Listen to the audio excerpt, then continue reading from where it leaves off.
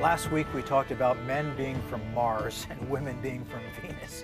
We talked about what men's and women's greatest needs are in a marriage. And if you missed that, go back to the video archives and watch them.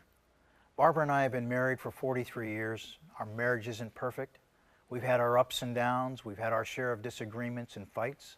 But our marriage is strong and it stood the test of time because we train and practice, not just try. There are a lot of things we practice in our relationship to make it successful. And here's a few I want to share with you. One thing that's helped us is to practice and train to meet each other's greatest needs. And if you're not doing that in your marriage, you're going to have a sick heart from deferred hope. 2, learn to communicate with each other. Communication. It's so important in a marriage. You have to have meaningful communication. You have to be willing to be vulnerable with each other. Talk about what's bothering you. Talk about what needs aren't being met. Talk about how to improve the relationship. 3, designate a family altar or a prayer time in your relationship. You've no doubt heard the expression, the family that prays together stays together. In fact, social scientists today have even discovered the importance of a family being together for dinner. If a family has dinner together, there's less likelihood for problems outside the home with the children. How much more so for the family that prays together?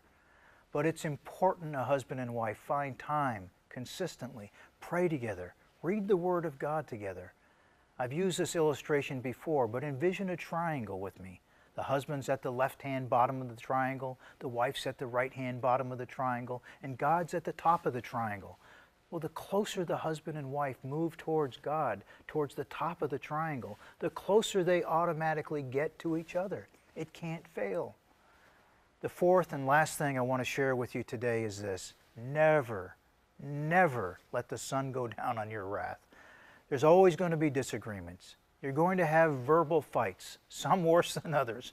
Barbara and I have not been immune from those, but we've made each other a promise when we very first got married, and that was that we were not going to let the sun go down on our anger. So what does that mean? It means no matter how big the fight, no matter how big the disagreement, we were not going to go to bed that night until we resolved the conflict.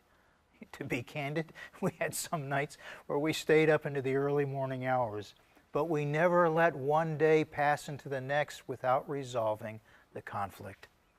I believe these 4 principles will go a long way to building a strong marriage for you. Number 1, practice meeting each other's greatest needs. 2, communicate with each other. 3, pray together, read the Word together. 4, don't let the sun go down on your wrath. Tomorrow I'm going to continue this series as we talk about building a strong family foundation and relationship with our children. I hope you'll join me.